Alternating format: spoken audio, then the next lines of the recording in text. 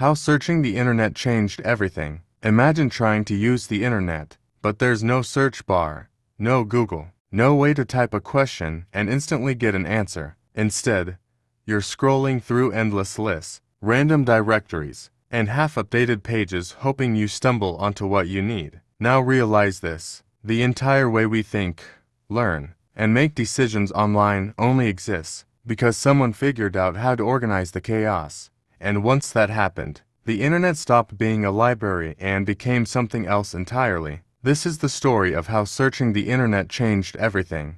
Before search, the internet without a map. Before search engines existed, the internet didn't feel like the organized, instant access system we know today. It felt closer to a massive, unfinished archive growing rapidly, but without any reliable way to navigate it. Information was there, but finding it was the hard part. In many cases, you didn't search for something online, you already had to know where it was before you even began. In the earliest phase of the web, there were no search bars waiting at the top of a page, no autocomplete, no suggestions. If you wanted information, you often relied on direct links shared by someone else, bookmarks you had saved manually, or word-of-mouth recommendations in early online forums and email chains. The internet was more like a network of isolated stops than a connected map. To understand how limiting this was, it helps to compare it to how people used information before the internet at all. Libraries, encyclopedias, and card catalog systems were the primary tools for finding knowledge. They were structured, but slow. You didn't just ask a question. You followed a system designed to point you toward books that might contain the answer. Early internet navigation felt similar, except far less standardized. As websites began appearing in the early 1990s, there was no central index of what existed online. If a website wasn't directly shared with you, it was effectively invisible. Many pages were discovered only through long lists maintained by enthusiasts or early web communities. These lists were often manually updated, meaning they could become outdated quickly as the web expanded. This created a strange contradiction. The internet promised unlimited information, but accessing it required effort, patience, and a bit of luck. You could spend hours online and still feel like you had only seen a tiny fraction of what existed. There was no sense that everything was connected because, in practice, it wasn't yet organized enough to feel that way. Even navigation within websites was inconsistent. Different sites had different layouts, naming conventions, and structures. There were no universal design standards, so every visit felt like learning a new system. You couldn't rely on familiarity, you had to adapt each time. In this environment, the idea of searching the internet in the modern sense simply didn't exist. The internet was not something you queried. It was something you explored manually, step by step, often without a clear direction. Finding information depended more on persistence than precision. This early chaos is important because it sets the stage for everything that followed. The lack of structure wasn't just an inconvenience. It was a fundamental limitation. The internet was growing faster than humans could organize it, and that gap between information and access is exactly what made the invention of search engines so transformative. The first attempts at finding information,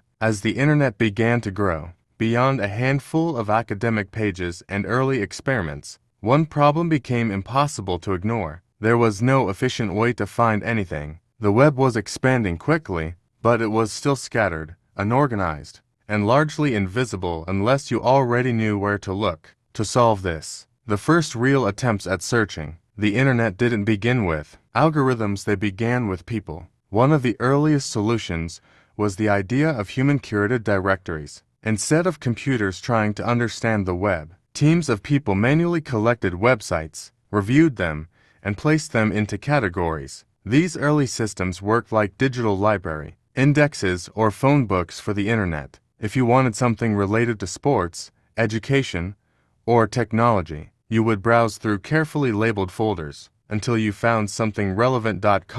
This approach helped bring order to the chaos, but it also revealed its biggest weakness almost immediately: scale. At first, the internet was small enough that humans could keep up, but the web was growing at a speed no one had anticipated. Every day, new websites appeared, and each one needed to be reviewed, categorized, and added manually, what started as a helpful system quickly became overwhelming. One of the most famous examples of this early model was Yahoo in its original form. Before it became a global tech company, it functioned primarily as a curated directory. Users didn't search the web in real time. They navigated through layers of categories built by editors. It felt structured, but also limited. If something wasn't listed, it was effectively unreachable. Alongside these directories, other early tools tried different approaches. Some systems relied on simple keyword matching, where websites were indexed based on words found in their titles or descriptions. These early search tools were primitive by modern standards, but they represented an important shift. Instead of humans deciding what was important, machines were beginning to assist in the process. Still, these early systems struggled with accuracy and depth. Keyword-based tools often returned irrelevant results because they lacked context. A page might appear in search results simply because it repeated a word frequently, not because it actually answered the user's question. Meanwhile, human-curated directories were accurate but too slow to keep up with the rapidly expanding web. The internet at this stage was caught between two limitations. Human organization was too slow, and early automation was too simple. Neither could handle the explosive growth of online information. As a result, finding something specific still felt like searching through a giant, half-labeled warehouse with no reliable map. Yet despite their flaws, these first attempts were crucial. They introduced a new idea that the internet didn't have to be chaotic. It could be structured, it could be indexed, and most importantly, it could be searched. Even if the early systems were imperfect, they laid the groundwork for something far more powerful, the shift from manual discovery to intelligent retrieval, which would soon reshape the entire internet. The breakthrough: ranking the web. For years, the biggest problem with the internet wasn't that information was missing, it was that there was too much of it, with no reliable way to decide what mattered. Early search tools could list websites or match keywords, but they couldn't answer a deeper question: which results are actually useful? That missing piece is what led to one of the most important breakthroughs in internet history: the idea of ranking the web. Instead of treating all pages as equal or relying on humans to manually sort them, engineers began asking a different question. What if the structure of the internet itself could reveal what is important? The web wasn't just a collection of isolated pages, it was a network of links. And those links, when analyzed properly, could tell a story about relevance, trust, and authority. This idea changed everything. If one website was linked by many others, especially important ones, it could be treated as more significant, not because a person said so, but because the structure of the web itself suggested it. In other words, popularity and credibility could be measured indirectly through connections. This approach marked a major shift from earlier systems. Human-curated directories, like those used in early internet navigation, were limited by scale. Keyword matching systems were limited by simplicity. But ranking based on links introduced something new: an automated way to evaluate importance across the entire web at once. One of the most influential implementations of this idea came from Google Search, which built its foundation around analyzing how pages link to one another. Instead of simply finding pages that contained your search terms, it tried to determine which pages were most likely to be helpful. The result wasn't just a list of matches, it was a prioritized list of answers. This may seem normal today, but at the time it was a radical shift. Suddenly, search results weren't just about relevance in a literal sense. They were about importance in a broader sense. A small personal blog and a major news outlet might both mention the same topic, but they would not be treated equally. The system would consider how many other sites referenced them, and how influential those sites were in turn. This created a cascading effect. The web itself became part of the ranking system. Links were no longer just ways to navigate between pages, they became signals of trust. A single link from a respected site could matter more than dozens of unrelated mentions elsewhere. Over time, this helped shape how websites were built, how content was written, and even how businesses approached their online presence. The breakthrough wasn't just technical, it was conceptual. It reframed the internet from something you had to manually explore into something that could be interpreted. Instead of searching blindly through pages, users could rely on a system that attempted to understand the structure of information itself. Of course, this approach wasn't perfect. It could be influenced by manipulation, and it sometimes favored popularity over depth. But despite its flaws, it solved the core problem that had held the early internet back: the inability to quickly find the most useful information in an ever-growing sea of content. From this moment on, search was no longer just about finding websites. It became about ranking knowledge, and that shift is what transformed the internet from a messy collection of pages into something that finally felt navigable, usable, and most importantly searchable. The explosion. When search became the internet, there was a moment in internet history when everything quietly changed, but most people didn't notice it happening. The web didn't suddenly become different overnight. Instead, the way people used it shifted so completely that search stopped being just a tool and started becoming the entrance to the entire internet itself. Before this shift, people still visited websites. They typed addresses, clicked bookmarks, and moved between familiar pages. But as search engines improved, especially systems powered by ranking and relevance, the behavior of users began to change. Why remember a web address when you could just type a question? Why navigate through menus when a single query could take you directly to the answer? This change accelerated with the rise of Google search, which refined the idea that the best way to experience the internet wasn't through navigation, it was through retrieval. Instead of browsing, users began searching. Instead of exploring,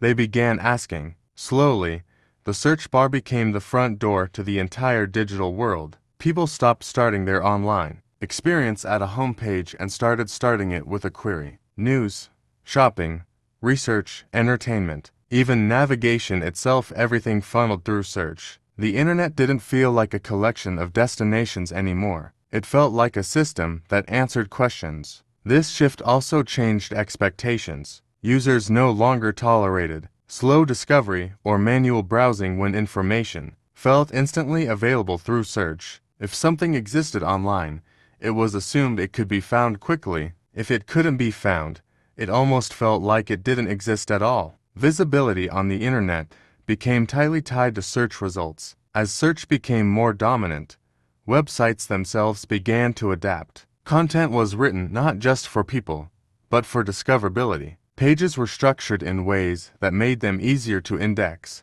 Entire industries formed around understanding how search systems worked, because being visible in search results meant being visible on the internet itself. At the same time, search started absorbing more of the web's functions. Instead of just pointing to websites, it began answering questions directly, summarizing information, and predicting what users might want next. The boundary between search engine and internet platform started to blur. For many users, the search page wasn't a gateway to the internet, it was the internet. This created a powerful feedback loop. The more people relied on search, the more central it became. The more central it became, the more the internet adapted around it. Over time, search didn't just organize the web, it reshaped it. What makes this moment so significant is how invisible it felt. There was no announcement that search had become the default interface of the internet. It simply happened through millions of small decisions. Choosing to search instead of browse, clicking the first result instead of exploring deeper pages,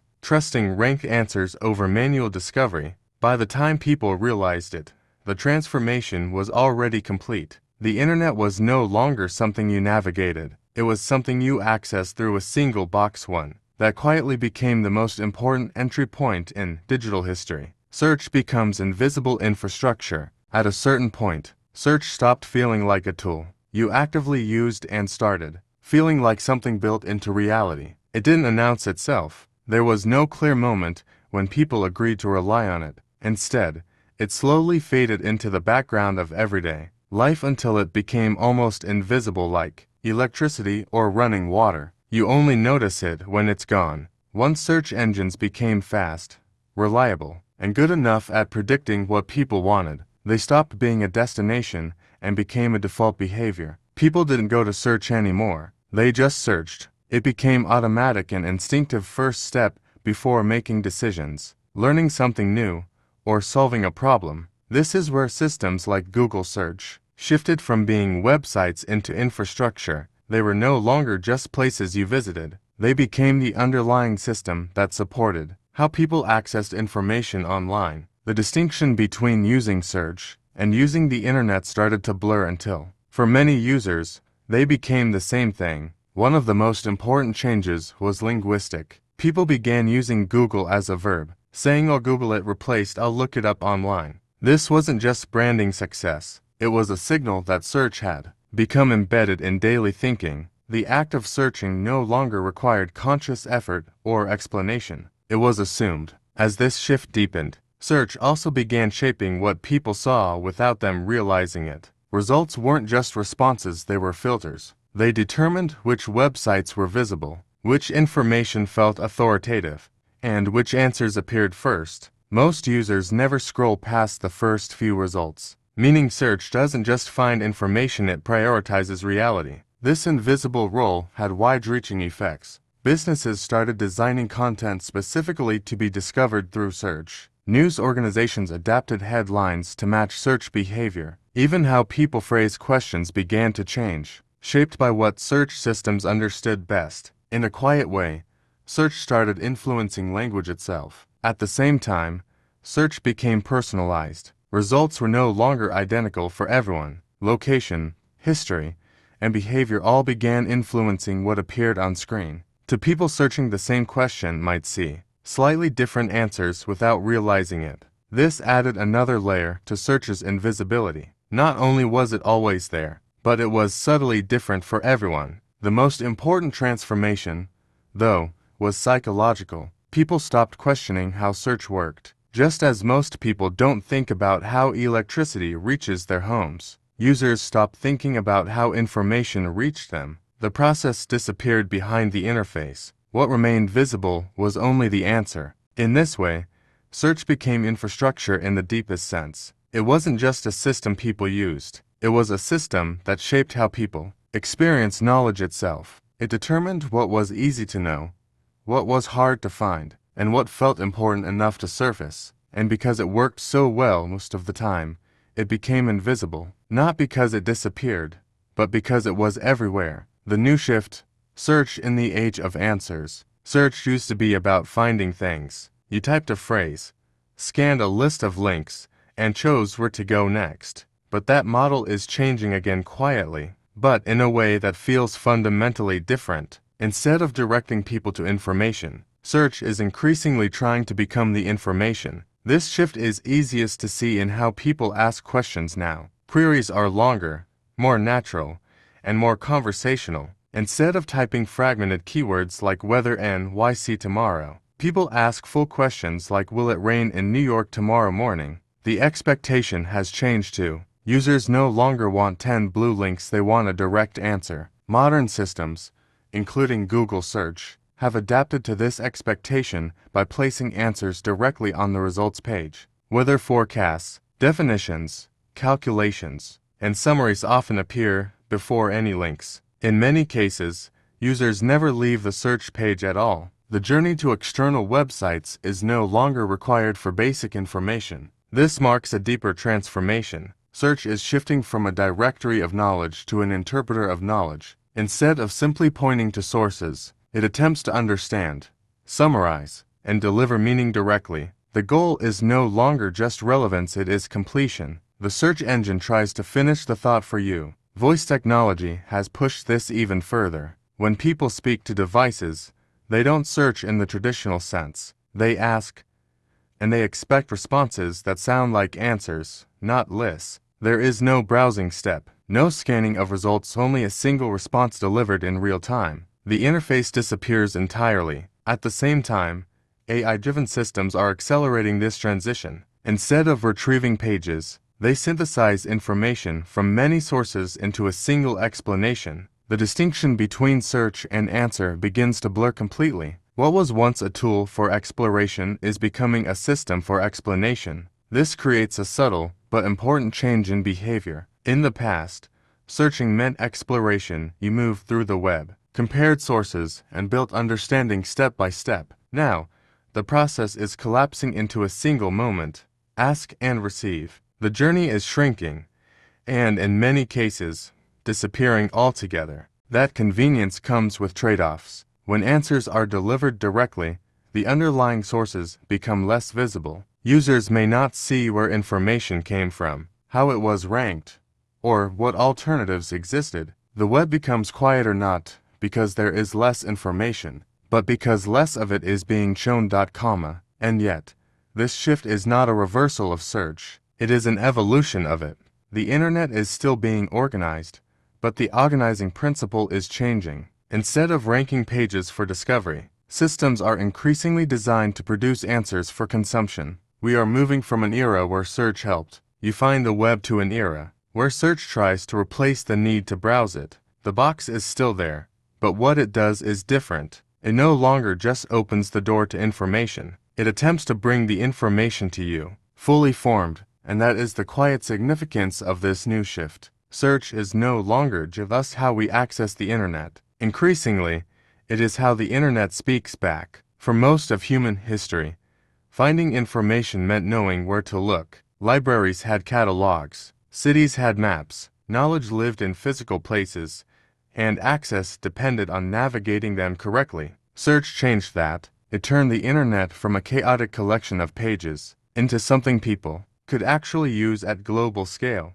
Then it went further. It reshaped how websites were built, how businesses competed, how people learned, and eventually how billions of people think about information itself. Today, searching feels effortless, almost invisible. We ask questions and expect answers instantly, often without thinking about the massive systems working behind the scenes. But that expectation didn't always exist. It had to be invented, and now the next shift is already happening. Search is becoming less about helping us explore information, and more about delivering conclusions directly. The internet is no longer just something we navigate, it's becoming something that responds, which raises a bigger question. If search changed how humans access knowledge, what happens when the internet starts answering before we even finish asking?